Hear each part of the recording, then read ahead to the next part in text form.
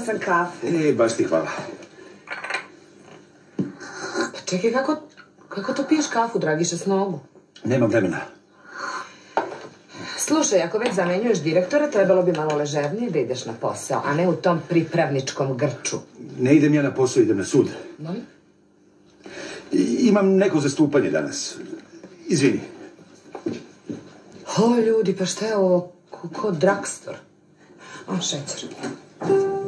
A nije neka šljaka, ali ko zna, možda ja napravim neku kombinaciju. To su sve varijante otvorene, pa ćemo da vidimo. Alo? A, vi ste, kako je? Super, boga mi, super. S najmlađim? Sve u redu, boga mi, nema nikakvih problema. Dovuko se, juče sam ga baš vidio. Samo ne znam sad gdje, majku, negdje si izgubio, ali juče je bio tu. Ima cveća, boga mi, koliko hoćete, evo čak i smeta ovdje po kući, puna kuća. Što pričaš? Širlujo. Šta hoće? Širlujo, evo mama mi otima slušalicu, kaže mora nešto s vama da razgovara. Evo mama bre, sad čekaj. Doviđenja. Evo, dođi bre, besposlen čovjek.